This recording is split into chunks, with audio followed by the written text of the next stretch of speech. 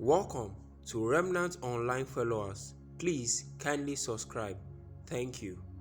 The first area where faith is tried is in delay in God's promises. Number two, second area where faith is tried is in the area of lack and scarcity. God will speak to you. You will know you are at the center of God's will, but you will not have the wherewithal to support that thing. Nothing frustrate like that. I'm sending you as an evangelist to bring my power to the nations of the world, and then you are there. You don't even have a microphone to preach the gospel. When your faith is about to be challenged, one of the areas where to be challenged is in the area of lack. I know it personally. This one, I know it. I may not have experienced delay much, but this one, I tell you, I know it. I will close my eyes, I will see nations. The other time, I went to pray with one of our senior brothers.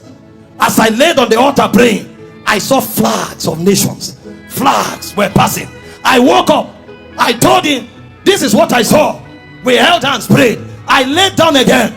I had another dream. They gave me perfume, gave him a perfume. His own perfume had a sword, and the man is an intercessor indeed. And my own perfume had flags of nations. But guess where I was? Laboring in a secondary school, earning 25,000 naira in a month, talking for 14 hours in one of the schools. I taught mathematics, I taught physics. When the integrated science teacher was not around, they now added that to me. When I come home, my head will be juggling. I teach physics in SS3, teach mathematics in SS2, teach physics in SS1, then go to JS2 and teach integrated science.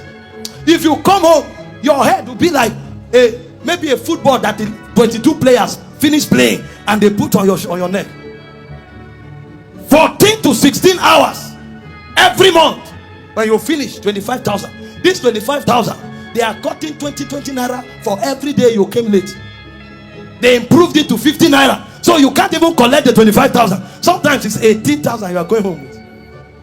Out of the 18,000 you have paid for bike, 8,000 in a month. So you hire a bike man who takes you to school and bring you back. At the end of the month, you collect this 18,000, you give the person 8,000. You are going home with 10,000. And this 10,000, sometimes debt has eaten more than 9,000 out of it. So at the end of the month, your salary, even your tithe, will require faith to take it out. But God said, you will go to nations. All the people we trusted in, my only uncle that all of us thought was the bailout. They promoted him, prison officer, gave him a car. He was driving home, had an accident and died. So you turn left, no support. Turn right, no support. But the Bible said he called those things that be not as though they were. You know, some of you don't know how this thing works. What God told you will come to pass. But the day you realize that it's not money that sponsors destiny, it's faith, that's the day you will wake up. You will look for money, you won't find it. As important as it is, it's faith that brings money. 1 Kings 17. You read the story of Elijah. I don't have time. From verse 1 to 8, God sent Elijah, go tell Ahab, there shall be no rain. And Elijah came, verse 1, like a warrior before God whom I stand. There shall be no rain or dew, doing the will of God. But the question is, how will you survive? I'm telling you how faith works. You know what God did? Sent the guy to a brook. He sat there for more than 1 year to survive. That's what scarcity will do. See, there are seasons of your life where God will hide you in a school for 4 years, because you need to pass through that season. All you will have is enough to eat. Ravens will bring bread morning and evening. He will drink water from there. As if that was not enough, the water dried up. God now sent him. The only person available to be sent to was a widow. And Elijah came. The widow was gathering firewood. He said, give me a cup of water. As the widow wanted to go, he said, add cake.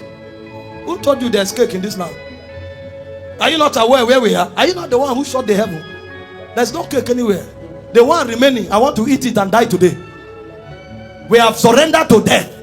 And Elijah said, no, the cake won't finish. Go and make for me first. See, if you don't know faith, you will be shocked too. I said, what is left is to eat and die. He said, make for me first. God sent you on a mission. You thought wealth will come from everywhere. Then for 10 years, you are barely surviving. Barely surviving.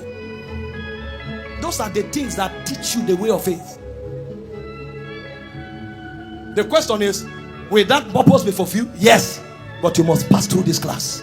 The reason, no matter what amount of money comes to you tomorrow, it won't shake you, is because, like Paul, you have mastered how to abound and to abase.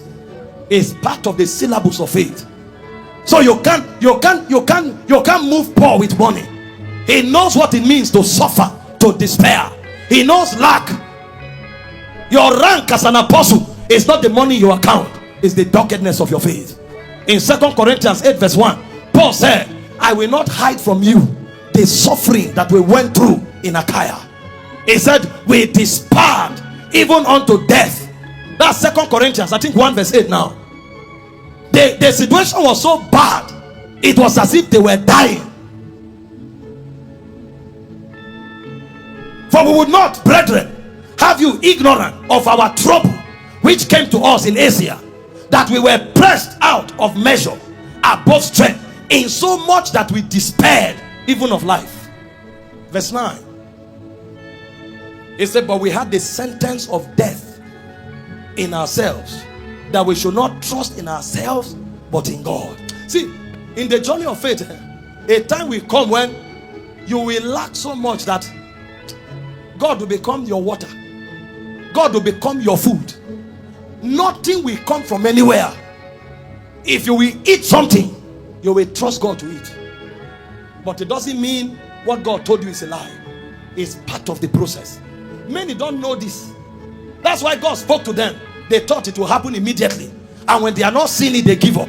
Those who know faith, they don't give up. They stand to the end. Because the end is what justifies the means.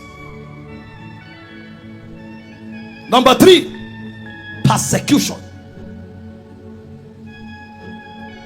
When you start the journey of faith, there are times when God will send you to certain places. Your biggest mistake is to call yourself a Christian. The whole system will turn against you. They will frustrate you. In fact, they will do it with malice and with evil. Ask some of our brethren who are in the force. You go to the police force and say, I'm a Christian. They send you out, come back and come with a message. See, sometimes some of the jobs that Christians do, if they tell you their story, you will know they have more faith than some of the global prophets. You are doing a particular job because it is expected that people should lie, because marketing there is lying, and you say you won't lie. They will send you to a village where there's no light, and where there are bandits, and you will be there for 5 years. When they are promoting people, they will say your file is missing. You will come to headquarters to look for your file. Clerk will tell you, wait, I don't have big. I don't have big. It's not buying me big. Big is envelope. And because you can't do it, you will sit down from morning to evening for 2 weeks. Or God will come and enter. When they see you, give it. They will enter the office. Then they will enter and say, leave him. He has not seen anything. When he's tired, they will go back. And when you are tired, you will go back. What is your offense? I won't lie. What is your offense? I won't take bribe. And they will frustrate your life for 10 years. Meanwhile, God spoke to you. But your challenge is that you say you are a Christian. Jesus said, blessed are ye when men persecute you because of your faith. When faith attracts persecution, celebrate. They did not read about the apostles. Acts chapter 4. When they caught them, they flogged them. Never preach in the name of this Christ. The Bible said they returned to their company and they celebrated that they too have been counted worthy to be persecuted for Jesus. Trials of faith. Faith sometimes will shut doors against you. Faith sometimes will throw you to the den of the lion. Faith sometimes will throw you into the furnace of fire. Faith does not only open doors, faith also shuts doors. There are places you go to because you call Jesus, they will relegate you to the back.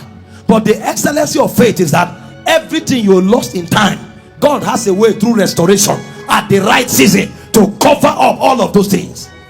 When you look at the life of Joseph, you thought those 13 years was a waste.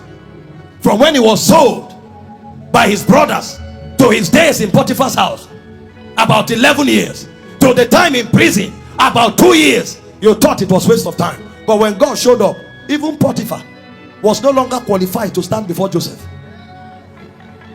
So the things you are losing, you are not losing them. God is aggregating them for you. At the right time, they will show up. This is why no matter the persecution, don't back down. Let people laugh. It's part of the story of faith. Number 4.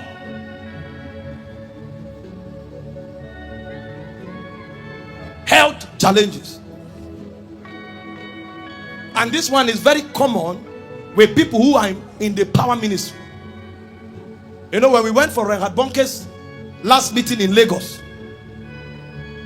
he was operated of cancer not too long. Even when he was preaching, you could see the fire, but the body was weak.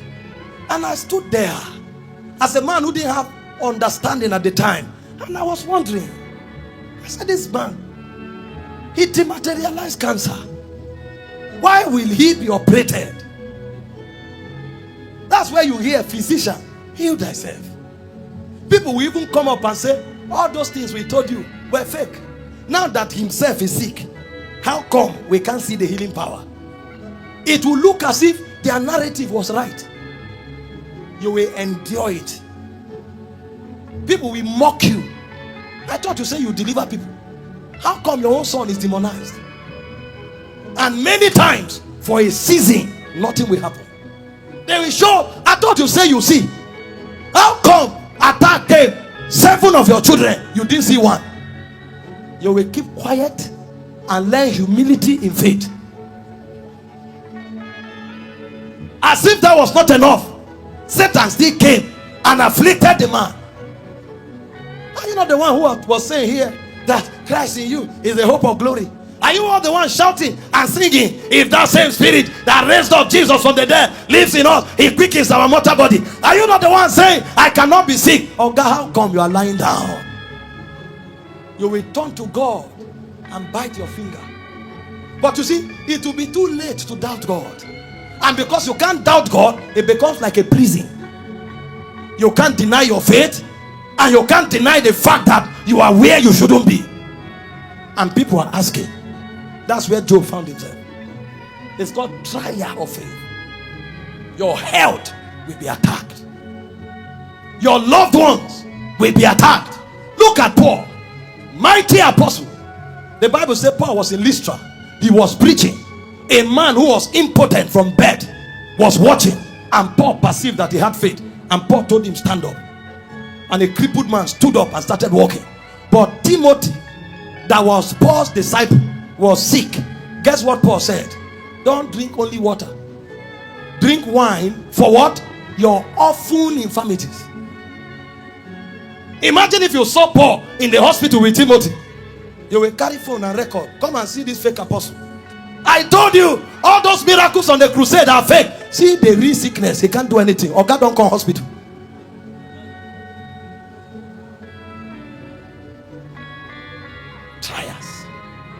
Trials. 1 Timothy 5, 22 and 23. You know, I wondered how Paul felt when he wrote this to Timothy. Meanwhile, Paul was still talking to him about laying on of hands. He said, lay hands suddenly on no man.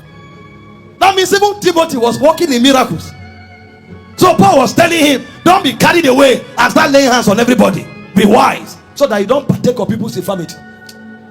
Yet the guy was sick. So you will lay hands on somebody, he's shouting, I am healed. You turn, you are vomiting. That's faith. Paul, God mighty apostle, healed the sick, but his own disciple sick. He said, drink no longer water, but use little wine for thy stomach's sake and for thy often infirmities. So Timothy was sick. Paul was helpless many times. They had to look for a doctor to advise them. Recently, somebody said, these pastors have doctors. I said, you don't know faith. If you know the journey of faith, you will know. There's no law that says you shouldn't have doctors. But that doctors are present does not mean you should stop trusting God. Because of thy often infirmities. Those of you who follow the moves of God, you must have read across many generations some of the mighty workers of miracles. Either their children or their wives or themselves were sick, and they will go to massive crusades. Massive things will happen, but they will come back and nurse their sick children. I read the book of our dear mother in the faith, Mrs. Faith Oedekbo, how she was struck on the altar, went to preach with the husband somewhere. God's servant finished preaching. For her to come take offering, she collected the mic and couldn't speak. And after a few seconds, God's servant discerned that something was wrong, rushed there and grabbed her from the altar. She was bedridden for more than 9 months. You will say, I thought this man says a man of faith. That's why it's happening. It's called trials of faith. Some of you followed the prayer watches that just ended yesterday. I made a declaration. A lady felt like something was coming out, rushed to the bathroom, literal fibroid came out of her. But I have somebody who needs healing in my house. They today is sick. You can't balance the equation. To make things worse, they followed. They were not healed. I saw other people's case. I didn't see their own. So what do you say? It's called trials of faith. You will go and lay hands on somebody's child. The person will come back to life. You'll come back home. Somebody else who is connected to you is going through a less condition. You shout, you sing, you pray, you fast, and nothing happens. They are trials of faith. Don't give up. These are the journeys. Even Jesus, they challenged him like that. He went to his hometown. The Bible says he couldn't do mighty works. They say, you, this carpenter, which day did you become a Messiah? We are the ones. Do you know we carried you when you were born? And Jesus tried, they couldn't. The Bible says only few sick folks were healed. So sometimes it's familiarity, sometimes it's unbelief, sometimes it's manipulation of the realm. Your duty is to keep believing. Number 5, trial of faith is the loss of loved ones. There are times when people you love will die. In situations that you will not be able to forgive yourself. You will weep and weep and weep. You will beg God, Lord, if you do this, all my life I will serve you. They will still die. I think it was either Roberts now or Kenneth Hagin, I forgot it. They said lost his son, and for many years he was weeping. I think it was Ora Roberts. Until Jesus gave Kenneth Hagin an encounter to tell him that his son was with him. The man couldn't forgive himself. I prayed for many, they were healed. I delivered many. Why would my own son die? There are many who fell from the faith because their loved ones died. But it's the journey of faith. Sometimes God checks their future. This is the best time for them to come home. So you pray, nothing happened. Because if they remain on earth, some will backslide, some will go into apostasy, some, the little things they have in God, they will damage it. So when God sees that this is the best time for them to enjoy eternity, He just carries them. And there are times when there are no explanation. When you finish grieving, you will move forward. It's part of the baggage of faith. Didn't you see Mary and Martha in John 11? They were weeping. We know Jesus. He comes here to eat. He sleeps here. He is healing strangers. Now our brother is sick. You are nowhere to be found. When Jesus eventually showed up, they didn't even let him talk. if you were here, our brother would not have died. When we are celebrating, you come. Now that there's sorrow, where are you? Subtle attack on Jesus. It's called trial of faith. It happens. This does not mean you should change your conviction. You stand your ground. You are not Alpha Omega. In this journey, you win some, you lose some, but you keep growing. That's how faith is. And if you want to question God, you will question for a long time. And the thing is, when you eventually go to heaven, you will remember. The joy will overwhelm you. So anyone you can handle. The ones you can't handle, thank him, move forward. That's how faith works. You know, in church, 2 million people, 500,000 people are following. 30 are healed. We celebrate it. What should we do? We should celebrate it. But we celebrate that 30 as though the 500,000 too receive something. Now, if you check the ratio, that's less than 0.01%. So as we are celebrating the 30, there are 300 that nothing happened. But you won't kill yourself, because your name is not Jesus Christ of Nazareth. So instead of crying, oh Lord, see these 2,000 that have not been taught. If it's 10 that God healed through your faith, thank him and move on. And as you are growing, the ratio increases. That's faith. 2 Samuel 12 verse 22 and 23. I love the character of David. His son was sick. He trusted God, and the son died. See what David said. And he said, while the child was yet alive, I fasted and wept. For I said, who can tell? God will be gracious to me, and that the child may live. Next verse. But now he's dead. Wherefore should I fast? Can I bring him back again?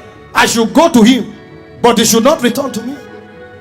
The man got up after he did all he knew to do. He showered, combed his hair, ate, and moved on. Now, there are times when God raises the dead. That's not the context we are dealing with. But there are times when you pray your heart out, nothing happened. Don't stop there. Keep moving. This is part of the journey of faith. Every faith giant have tested 1, 2, or more of these things. Number 6. Divine instructions that defies reason and logic.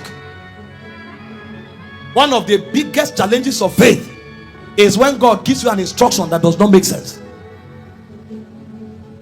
Those who are people of faith, they know this and they know it well. Joshua 6 verse 3 to 5. They had a nation to defeat. The angel of the Lord told Joshua, gather the whole children of Israel, walk around the city of Jericho once every day for 6 days.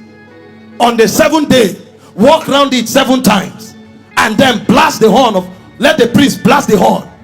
And he said, you shall go and attack them and win them. What concerns this battle with walking around the wall? Now imagine what Joshua will be going through when he gathered over 4 million people and they are trekking around Jericho. I would have done research to find out the diameter of Jericho, the perimeter of Jericho. After the first day, nothing happened. Because as they were walking the first day, the people will say, Joshua the warrior, he has brought the winning formula. They'll be expecting that at some point thunder will strike. Then they walk around, nothing happened. The second day, some people will say, I never eat. When you people come back, tell us what happened. And as they are trekking, when you turn, some people will say, does he know what he's doing? When you turn this side, others will say, has God left it? As you turn the other side, others will say, is he still a prophet? Then they trek, second day, nothing happened. The third day, the elders will come. Don't you think we should have fasted more on this matter? And here where? On the 6th day, some people now, some intercessors will start praying for Joshua. Let's uphold our man of God, because at this point we don't know what is going on. Then When the 7th day comes, they trek once. They want to go home. They are now used to the frustration. You say today is 7 times. Some people will now spot at one edge and say, go around and meet me here. I will wait for you. So when you are trekking, you will see some hanging and waiting. When they come back, they will do as if they are trekking and turn like this. When you go, when they are coming, they will do as if. Until the 7th time. See, there are times where faith will not make sense, but keep going. Did you not read the story of Naaman? Dip yourself 7 times. The king looked at the prophet. Number 1, the prophet didn't even have the courtesy to come out. He sent somebody to him. I'm a general. I came all the way here. You can't even see me. And then you are sending me to a river. Don't we have rivers where I came from? The servant said, you are here. Just do it. He dipped himself once. Nothing happened. Twice. Nothing happened. Thrice. Nothing happened. Most of you don't know that when faith doesn't make sense, that's when faith is powerful. When faith doesn't make sense, what you tell yourself is, I won't murmur until I reach the end. Because when you murmur, God calls it an evil heart of unbelief. He told them they will get to the promised land. When they murmured, he said, I've heard you. Every day will become 1 year. The reason some of us, our wilderness journey became longer was because although it didn't make sense, instead of keeping quiet, we started talking against God, and God interpreted it as evil. If you are a faith giant, there are many times where it will not make sense. And I'm not giving license for all of these strange prophetic actions. That's not what I'm saying. It may not make sense, but it does not mean it will defy God's character. Even if it doesn't make sense, it will not defy God's character. I'm not talking about all these prophets that are telling women to bath on the altar. That's not what I'm saying. But I'm saying there are instructions God gives you that will defy logic. Consistent with his character, yes, but defy logic. It will challenge you when God speaks like that. Some of you who are stingy, there are times when God wants to bless you. He now tells you, gather all your savings, take it to an orphanage. And you will now start crying because that was the month you made your highest profit. You will say, why was it not 2 months ago when nothing was in my account? When you didn't give me instruction, I was blessed. Is it now that I'm blessed you are giving me instruction? Yes, it's called faith. It looks funny, but this is why most of us never command the results of faith. Don't use logic to rationalize faith. You use faith to rationalize faith. That's why I say through faith we understand. It will make sense to you just because you believe in God, you believe in his ability, and you believe in his character. Number 7, trial of faith is the temptation to compromise. If you have not reached there, you have not seen the end of it. See, there are times when the moment God gives you instruction, or the moment you choose to walk by faith, that's when all the doors to compromise will open to you. You know Joseph, all he needed to do was to sleep with Potiphar's wife. His sorrows would have ended. Nobody would have known. But the guy said, in the whole of this house, the master has given me authority over all things except you. Genesis 39 verse 9. He said, how can I do this evil thing and sin against God? Many people say they are walking in faith. It's a lie. The moment compromise comes in, it's no longer faith. Those days when we were on campus, we started seeing some strange things. Weekend will finish, then sisters will show up. God has blessed me with BlackBerry. Over the weekend, brethren, let's help me thank this God. He has just blessed me with an Android tablet. When they are talking, you will lose your peace. You will, I believe God can, but do you mind sharing with us how? Meanwhile, this sister traveled to Kaduna, traveled to Lagos with an allergy. So God blessed her. His immorality she went to commit to. An allergy gave her money for BlackBerry. It's 3 months later when she starts quarreling with her friends. Then you now hear, you, harlot like you. How what? Tell us more. Tell us more. We need to hear this thing because this is a wait, what? You see, suddenly the sister become pious. It's okay, I forgive you. No, don't forgive. What? Let's hear the whole story. Yes, what happened? You will now hear. Forget 3 months ago she went to Lagos. We know. That's not faith. If you change figures at the office and build a house, that's not faith.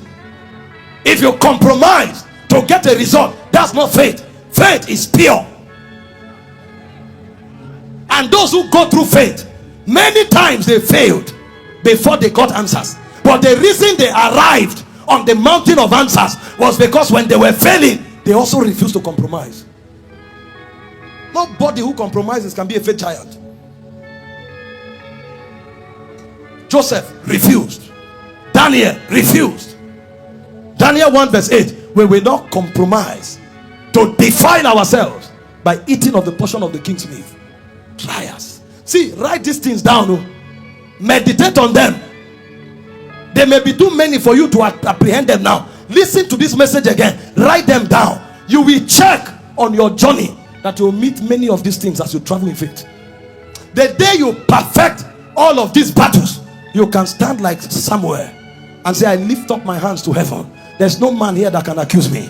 And to prove to you that I'm a prophet, let rain fall in dry season and it will happen. That's the power of purity talking.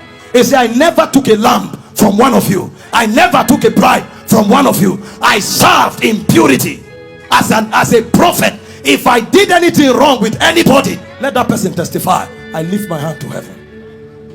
That's a faith man talking. If I tell you I prospered, God prospered me. If I tell you there's a miracle, God did it. There's no manipulation anywhere. Faith is showcased in the excellency of purity. Most of the things we are talking about are not faith. Are not faith. When I started learning the power move, I knew these people were too emotional. When I preach, suddenly they will sing some song. People will start for, and I said to myself, is it God that is touching these people? It's easy to hide under the thing. A point came and said, stop the keyboard. If God is touching people, let's know. If it's their emotion, let's help them. God was dealing with youth. The reason today fibroid can fall down is because I didn't allow that gimmick. The reason today the deaf can hear is because I didn't allow that gimmick. I had to prove this thing to myself. A point came and said, why are people falling down only in church? I know there's atmosphere. I know I preach the gospel. But if I have this power, Jesus was manifesting power in the market. And as I started shutting the keyboard, I started trusting God genuinely to touch people. Ask those who travel with me. Sometimes you are coming to the hotel, you shake the people who didn't go to church with you. People who are not godly, and the power of God will hit them. Demons will start crying out. Don't allow. See, if you notice that the process is compromised, stop. I told myself those days, I said it's not shouting, because deaf ears won't hear volume. I told myself, and when we started, it will look dull because we were used to the rhythm of emotion. But I said no. I said I won't deceive myself by people falling down. Even Michael Jackson showed up, people fell. I know the presence of God can slay people, but this thing must be pure, and I must have a witness that this is God. Today crutches can drop, deaf ears can open, blind eyes can see, tumors can fall down, because we say if this is faith, it has to be pure. You'll be challenged. For me as a traveling ministry, the pressure was performance. They can't fly you to a meeting and you talk and go back. They must see something. Those were the days when if we hear the sound of plastic chair, hallelujah, it was deliverance. But God told me, listen, where you are going to is far. Don't stop here. Get it right. Get it right. Get it right. And today we may not even be there, We talk via media and dangerous miracles happen. Don't come under pressure to compromise. If you go to the fire, you will find Jesus there. Number 8, life-threatening situations. There are times when your life will be attacked. It's called trial of faith. The things that may happen to you, when you check your unbeliever friends, it won't happen to them. And then you are asking, is it a crime that I accepted Jesus? It's part of the trial of faith. Satan wants to check the depth of your conviction. Thank you for watching. Please kindly like, comment, subscribe, and turn on your notification bell so you always get notified whenever we post a new video. And don't forget to share. Thank you.